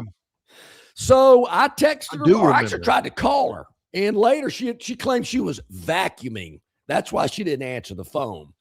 But I was just, I thought, and you probably noticed as I walked back like Eeyore back to the broadcast table. So yeah, she at first, but like Mal Moore, I kept pursuing. Tenacity. And, here we are today. Well, that's a great story. I do remember that, but I never knew the cause of that until right now. Speaking of dogged, and she's thinking, there's no way he'll call me back because he's on the air right now. This is a great time to send it to him. But also in the spirit of dogged tenacity towards the pursuit of excellence, the Phantom joins us in a moment with the Phantom's Daily Dog. Got to do it. It's Longshore and McKnight in association with Yellowhammer News, presented by Bud Light. The Destin Connection Seafood Market at 3750 Norman Bridge Road in Montgomery has the freshest seafood direct from the Gulf of America. I'm talking red snapper and grouper, all sizes of Gulf shrimp, jumbo lump crab meat and crab claws, Louisiana Bay oysters, and New Bedford scallops. They are a full-service seafood market and kitchen serving po' boys, dinners, and sandwiches. Many well-known restaurants in the river region purchase their seafood from the Destin Connection because they know it's the absolute best. Call ahead and your order will be ready for pickup. The Destin Connection Seafood Market, 3750 Norman Bridge Road. Call 288-4272. That's 288-4272. Hey, bro, weirdest thing is happening at the game. This guy sitting next to me says, "You're our good luck charm." Every time I crack a Bud Light, we score a touchdown. Now his entire family wants to buy me Bud Lights. I think I'm some kind of a football prophet. Talk soon. The team needs me. Anything for Bud Light, the official beer sponsor of the NFL. Stock up today. Enjoy responsibly. Copyright 2025 Anheuser-Busch Bud Light Beer, St. Louis, Missouri. At Dixie Overhead Door, we specialize in top-quality garage door solutions for homes across Alabama and Georgia. In need of a garage door repair or a brand new garage door installation, our expert team delivers fast, reliable service with local expertise that you can trust, providing customized solutions and exceptional care every step of the way. Visit us today at DixieOverheadDoor.com and experience the Dixie difference.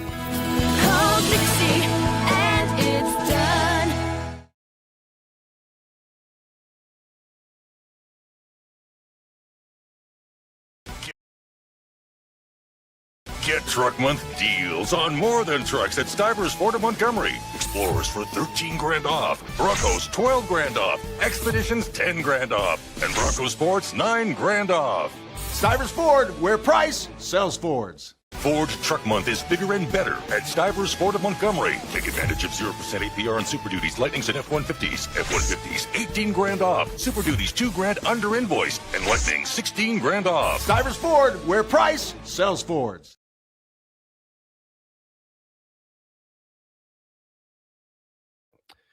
Welcome back in, everybody. Glad you're back with us. Actually, had a little equipment malfunction. My camera fell over during the break. I had a cord that was wrapped around my I foot. was wondering what's going on. Yeah. John's in the green room. All of a sudden, I see the ceiling, and I'm like, what in the world? Accidentally knocked the camera over.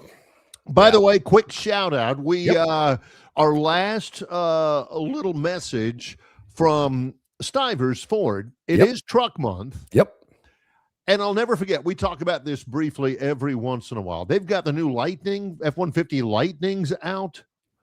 My buddy Jason Jones, one of my great friends, I think the world of that guy. He's on probably watching us right now, almost definitely.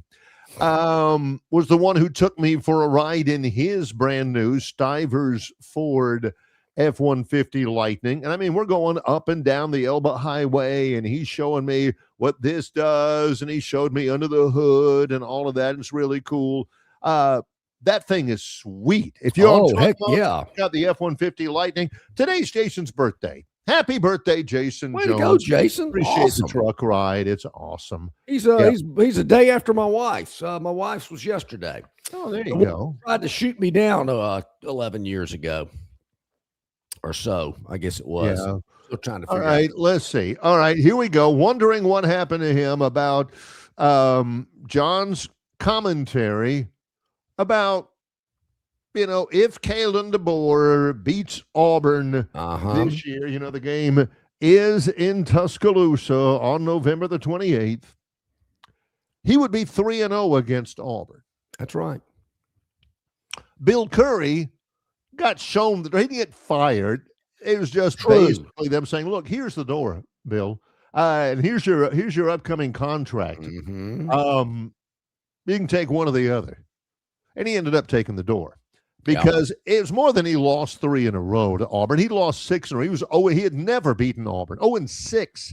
Oh, yeah, we're using his Georgia Tech record, I believe, too. I never forget when, and I probably shouldn't say this because he's dearly departed and much missed, former Auburn coach and athletic director Pat Dye. I was in a small group with him many years ago with other writers. It wasn't just exclusively me and him. And he said, and I'm paraphrasing, they had beaten Alabama, a couple of weeks before. And he said, I tell you, as long as they got that guy over there, I like our chances. Now, that's the truth. And he didn't say Bill Curry, and he didn't say we're going to beat him, like a rug whole time. That's what he said. So it was there was a lot of people who thought, man, he can't beat Auburn. That's not the only reason. But that's probably as big. Barry, thinking back on it in our many conversations we had with Coach Dye, he said a lot of things about a lot of people that he never mentioned their name. Well, it's because he didn't know their name. He didn't remember their name. And so John said, if Kalen DeBoer goes 3-0 against Auburn with a win this year, November 28th, to wrap up an 8-4 regular season. Meaning, they'd been 7-4 going in, but they beat the Aubs at home. Will there be people, even though he's won 3 in a row against Auburn, that would want to see him hit the door? And John's question is what John's question is every time when this scenario comes up, and it's a good question. Who are you going to hire? Who are you going to hire? Bob from Pike Road says, John, whenever he mentions your name in his chat that he's being serious. Because sometimes he'll say Barry. A lot of times he'll mention us both. John, it isn't a knee-jerk reaction. After 3 years, plain and simple, it isn't a trend after 3 years. He is what he has shown you he is after 3 years. He better develop physicality and a running game. I agree with you, Bob. in year 3 is going to be huge. We're going to see if he can do it in year 3. I don't think the Pac-12's as physical as the SEC week in and week out. I'm not sure they rely on a running game as much as SEC programs do. It's taken him 2 years to figure that out. Can they get it done in year 3? I don't know. Can you mold this offensive line into a physical dominating unit? Do you have a bell cow running back? Right now, I'd say no, but we'll wait and see. You know, this time last year when we were hearing all these wonderful, great things from former players, former SEC players that got access to practice, and they're spreading the news that, oh boy, this Alabama team looks great, and that offensive line is dominant. And I said all summer long, I got to see it to believe it. I've been hearing all this. I want to see it. I saw it. They were completely wrong. But everybody thinks whatever they say is the gospel.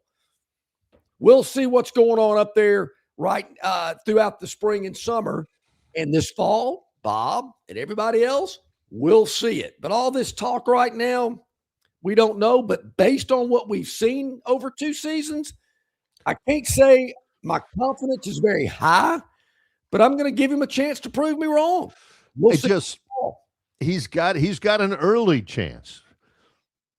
It's plausible to expect that on Monday, September 7th, 2026, which is my mom's birthday. Oh, wow. If Longshore, this is September 7th. If Longshore and McKnight, we're talking about, man, Alabama gutted out that win over East Carolina. They ran for 87 yards against the Pirates defense, but they got the win. People ain't gonna be probably the first one Monday. Told you they couldn't run the ball. Told you the offensive line's not any good. 86 yards against the Pirates of East Carolina. Kevin Riley ran for 50, but he fumbled twice or something like that. If Alabama doesn't run the ball for at least $150, at least against East, I don't care if it even, affects the outcome of the game, cover or not. If I'm DeBoer and you're leading close-ish, 24-13 out of the halftime locker room, I don't care if you've got Ryan Williams-Coleman or Jackie Joyner-Kersee at wide receiver. I'm running the dang football. It may not be the best thing to do. It may not be what the defense is giving you. But if I'm DeBoer, I'm going to be mindful about getting those rushing numbers up. I'm with you. I agree totally. How about Tobias out in Arizona with a very interesting question that I'd like to address? Yeah, he says, question, gentlemen. What has Kiffin done for people to talk about him like he's Bill Parcells? They talk about DeBoer like he's Rich Kotite, who may have been the worst NFL coach in the history when he coached the Jets. Rich Kotite. That's a good pull there, Tobias. And he says, when has everyone's savior, Kiffin, been physical? He crashed and burned at USC faster than the Hindenburg. Not South Carolina USC, Southern Cal. USC. And obviously, it goes without saying, there's a lot of expectations and pressure on Lane Kiffin to win. Reportedly $40 million in NIL to spend. This is a state that can't even repave a road, and they're spending $40 million on their football program. Priorities. Plus, from what I hear from the national pundits out there, Kiffin is a whiz when it comes to the transfer portal. And in this day and age, you got to be pretty smart in that portal and make sure you're getting the best players available with a large bankroll to get them. I don't know if Alabama's got that type of bankroll or is planning to have one in any time in the future. I guess Kalen DeBoer's done okay in the transfer portal. Brought in some of his former players from Washington that were pretty good, but others, I'm not so sure. I'm not so sure he's got $40 million in NIL money to deal with. No doubt. That's what I'm saying. If Alabama wants to get to that level. So I just think in this day and age, I think where Kiffin's got an advantage, and he's at a program that's going to spend the money, and he is known as a guy that can pull talent out of the transfer portal. And I think that's pretty obvious, particularly with the quarterback position. Now it comes but there to... again, it's like DeBoer. I'm tired of hearing about it. We got to see it. I'll never forget one time, this particular transition that we're looking at right here reminds me of one time when I was a little kid, and we were in Port St. Joe, Florida, me and my cousins and everything, and I was 8 or 9 years old, and I was just as naive then as I am now. And I mentioned, and my dad and my uncle and my and my family was there, and I was 9 years old, and I mentioned it's time to get down to nut cutting. Oh. And I didn't know what it meant. Yeah. And my dad was like, hey, whoa. Well, so I'm not going to say it again, and I'm certainly not going to explain it. That's the last time I've said it until right Didn't now. Jackie Sherrill say something like that when he Not was only did he say it, he did it. Yeah. So it's getting to the time to fish or cut bait here.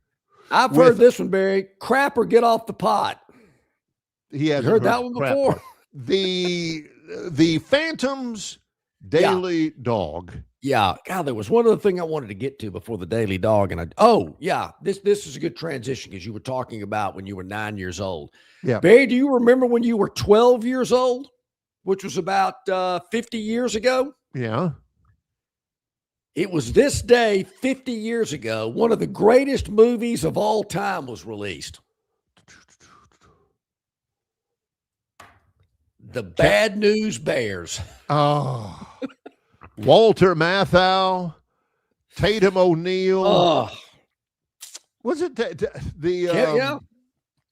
Tatum O'Neal won an Academy Award for Best Supporting Actress for Paper Moon when she was 10. Great movie. It was a great movie, but it did not. Why she won it for that one and didn't win it as Amanda Wurlitzer in Bad News Bears. Jackie Earle Haley is Kelly Lee. Oh, yeah. I mean, who played Ahmad? And then we had Engelbert. We had, of course, Tanner was just Lupa. Yeah. I remember being 12 at the Martin Twin Theater going, I can't believe what? This movie's great. This is hilarious. I love 50 years ago. Yeah, it was a good. Okay, let's get to the dog, Barry. Okay, and here it kind of stunk up last night. I don't know what happened. I really don't. Celtics hosting the Hornets. Hornets are a good basketball team. You better watch out for them. Good young team. Yeah. Good young team, right. But they weren't good enough last night as the Celtics, who have already clinched their playoff spot, it's true, beat the Hornets last night by 11. We weren't getting but 6.5. You add it up, just doesn't come through for you. Math does not work out. Math doesn't work. Yeah. Final score, Celtics 113 and the Hornets 102. Yeah. So tonight, let's go to tonight. We're going to tip early, Barry. This is a 6 p.m. tip, and you can watch this game on ESPN. Oh, we're going to Cleveland. Where the Atlanta Hawks are going up to Cleveland, the mistake on the lake, to take on the Cavaliers, who have already clinched a playoff spot. Yeah. But who's right behind them in the 5 position? The Atlanta Hawks, who are 1 game ahead of the Toronto Raptors. So it's, need to win. Hawks are coming off a loss. Cleveland's won 3 in a row. They've won 8 out of their last 10. Hawks have won 7 out of their last 10.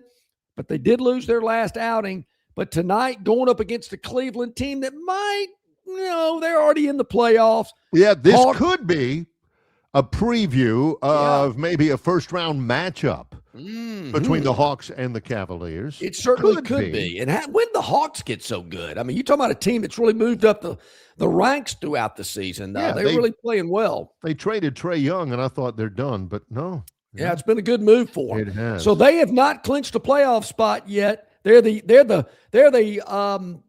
got the best record in the Eastern Conference that has not secured a playoff spot yet. Tonight, they might just be able to do it as they take on Cleveland on the road. They're catching 2 here. we're going to take the 2 points and the Hawks in a game that we feel is a little more important for Atlanta than it is for Cleveland. And that sometimes is what you've got to look for at this time of the year in the NBA. That is the Phantoms Daily Dog. More to come in just a moment, including in a little bit the Gurn Jr. Victoryland 777 Topic Wheel. It's Longshore and McKnight in association with Yellowhammer News, presented by Bud Light. Marguerite's Exquisite Jewelry is Central Alabama's best-known jewelry store.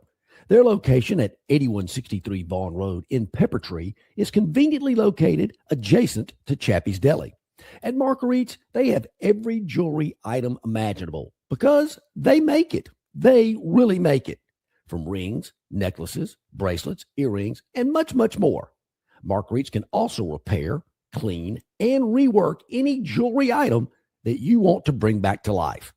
Whether you're on a budget or have no budget at all, Marguerite's has all types of jewelry for everyone. Go by and see them today or call 270-0074.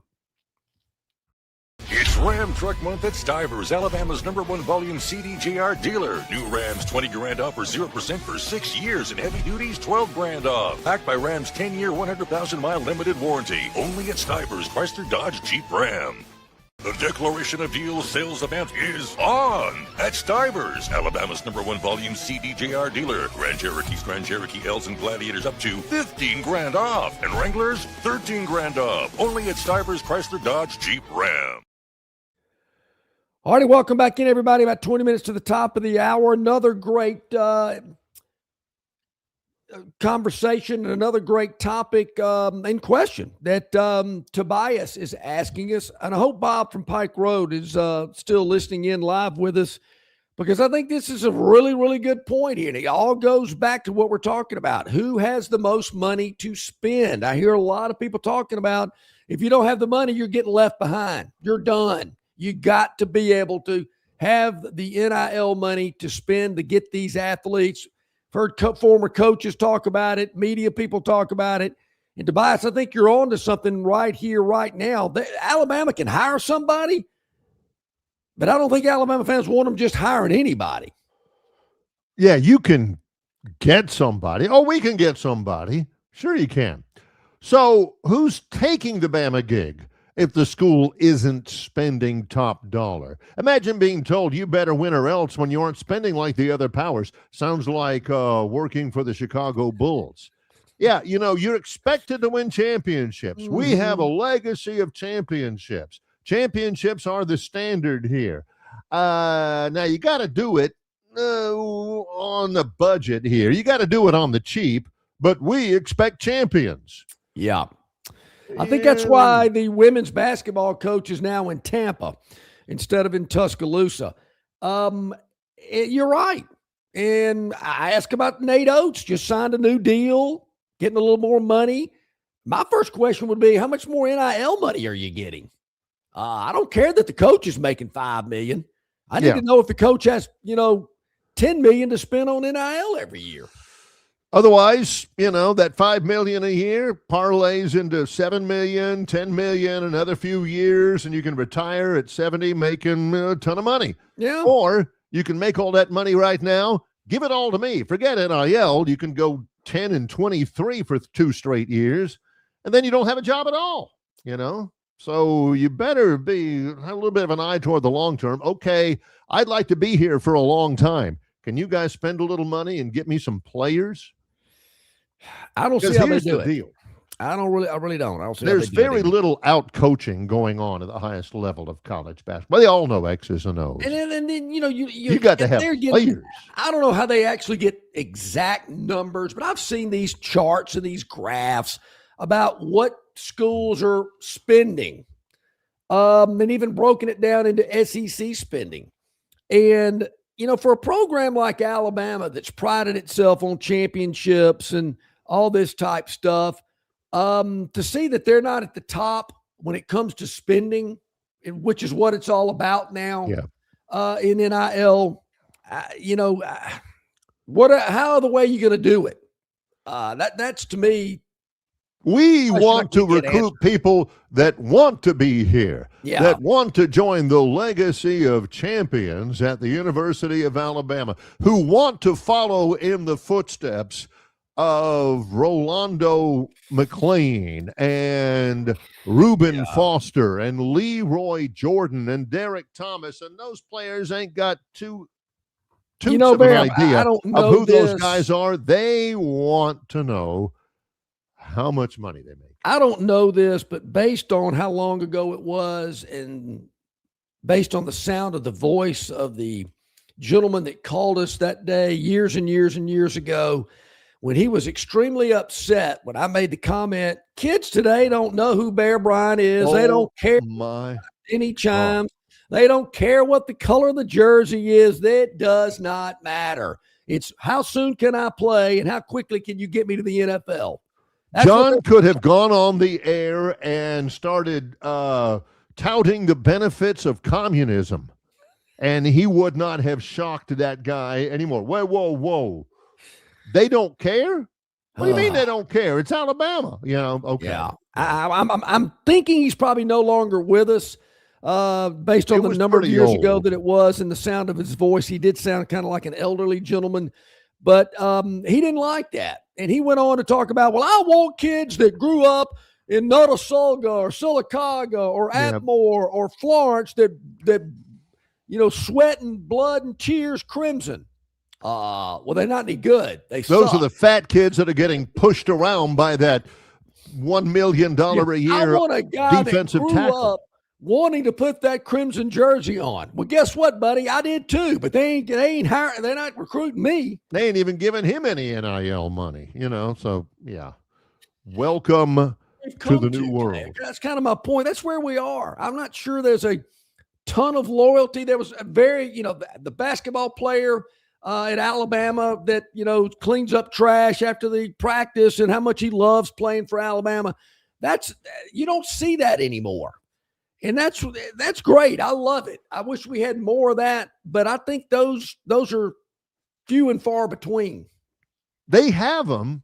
Alabama's got them. Auburn's got them. Those are guys who help scrimmage in practice. We need a walk-on, but we need a tall walk-on. How tall are you? 6'7"? Good enough. All right, yeah, come on out here. Play hard, put your hands up. Be physical with our starting center. And don't be late, okay? Then you can play on our team. You ain't getting a scholarship or anything like that, but we may let you play late in a game. That's who those guys are. And, I wish it wasn't the case. I wish wins and losses were determined by how much you loved your school. Although if that was the case, Big C would have been a 3-time All-American. Yeah, boy, no kidding. So there we go. Yeah. Now, I mean, I don't like that, and we talked about it yesterday. Barry, I asked you about I don't know these kids, but they're doing what they want to do. These players, these basketball players at Troy. I mean, they entered the portal. Yep. I mean, I'm sure they love Troy, but they didn't love it enough to stick around. And that happens at every school all over the country. And people get angry about it, and you're thinking, that kid can make hundreds of thousands of dollars right now, and he's got 10 brothers and sisters. Or this kid, if you're looking at him and he's looking at the end of his basketball career, and then he goes into the private world as an intern at a CPA firm and has to drudge that out for a couple of years before he gets his feet underneath him, but he can make $100,000 right now for playing the sport he loves. I can't fault him. I don't have it in my heart to at all. So, time now for our Gurn Jr. Victoryland 777 topic wheel. By the way, Troy baseball plays in 2 hours and 15 minutes, so I got to get out. So I'm going to be hurrying. What's with the early pitch today? Yeah, it's because we're leaving right afterwards. We're heading to Texas. I'm going to do the show on the road for pretty much San Marcos future. Well, and Louisiana a couple of times, bunch of different. Yeah, we'll be in San Marcos. Oh, man, Barry's on the road again. Okay. Again, here we go. All right, Gurn Jr., Victoryland 777 topic wheel. Let's see if we can get that thing pulled up here. Still in the green room, loosening up a little bit. I'll tell you what, let's... Have we taken all breaks. I'm not the break guy, but I've always wondered that if we're on schedule for breaks. I always thought you were the break guy. I was always waiting for you. And okay, here we go. Gurn Jr. Victoryland 777 topic wheel brought to you by Victoryland 777 Casino, exit 22, I-85 in Shorter, Alabama, where you can be a winner too. I hope it stays on yellow. This is the Zammoth. The new NHL franchise in Salt Lake City is called the Utah Mammoth. They've got the Zamboni, but they have, look how they have tricked it out. It is not the Zamboni, it's the Zammoth. Huh. You can actually ride in the Zamboni as it smooths out the ice in intermission between periods. $500,000. Yeah. They have put this thing together to look like a mammoth, and I am here for it. Like a woolly mammoth that lives up in the mountains? I thought it was mammoths was the plural. They call them the mammoth. I don't know. It's like bison, I guess. But yeah, I like what they're doing. Hockey in Salt Lake City makes much more sense than hockey in Phoenix or hockey in Atlanta or even hockey in Miami. So good luck to them. I love the new Zamboni. Is it just one new franchise, or are they going to equal it out and have two?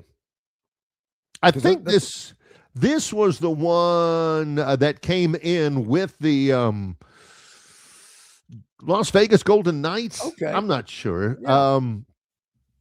But they just recently changed their name. They used to be like the Utah Hockey Club, like Washington was the Washington football team or something like that. All right, back at it. Let's see if we can get this thing. See what else we got. Fired good up one to here. kick things off here.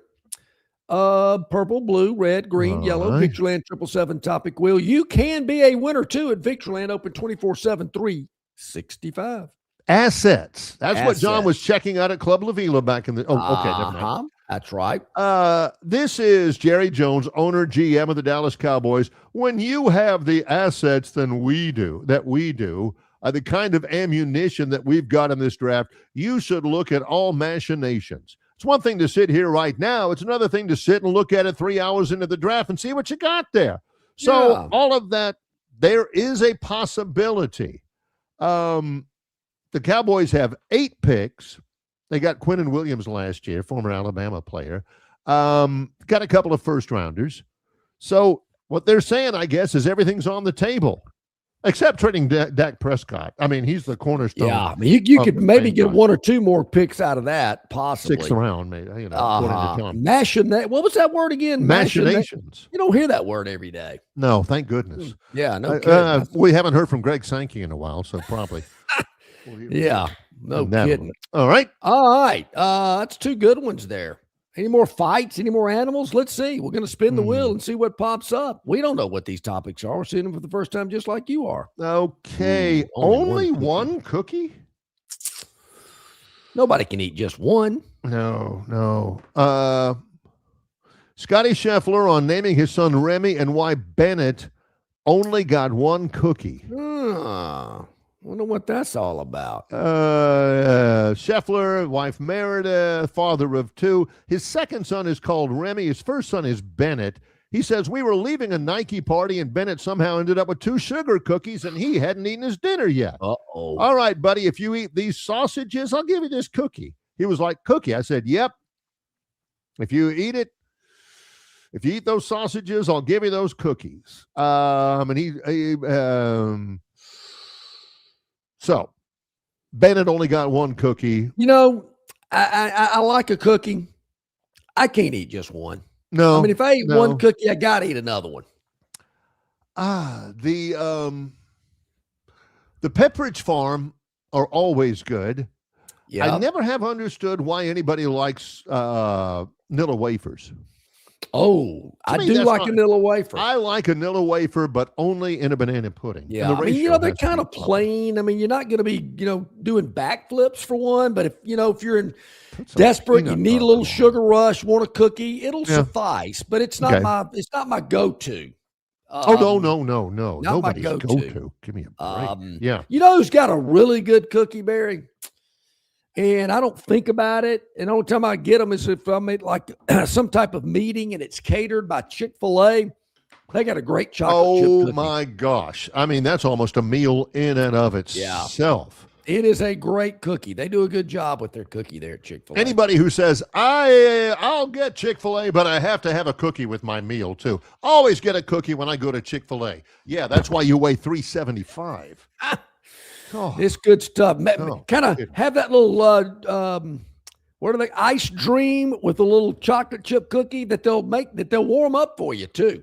You talking about a combination. Big Man. time. Good stuff there. All right. Free plug for Chick-fil-A. Yeah. That'll be paying me as much as my kids eat there. Here we go. All right. No, we got 3 more to go. This is an interesting color combination. Yellow, blue, and purple. I don't think we've ever had that before. Light blue. I like it. I'm on the phone. Hey, dude. Call me later. Yeah. Oh, cell phone mid-round is that. It ain't legal at Augusta National, am I right? That's exactly right. Cell phone policies varying in the game's highest level. Rules around cell phones don't fluctuate. They're fixed. You cannot. The caddy was using a cell phone. The tour's rules forbid players and caddies from using a phone to communicate. No calls, texts, or emails, or to capture content, measure wind or elevation. Basically, if the phone's doing sophisticated golf thinking for you, you should put it away. What can you use your phone for? Checking the time. You got to watch for that. Yeah, you do. Pulling up the leaderboard, tracking your heart rate, and using a phone as a compass. Wait a minute. Anything in there about anything in there about calling local man? No kidding. You know, hey, before I hit my tee shot, let me. I hear that Bama's now up 3.5 point favorite. So yeah, the guy used his phone as a compass. You can do that, but you can't use the elevation feature. You better think about it. On all of social media, of all the places you can go, people posting pictures.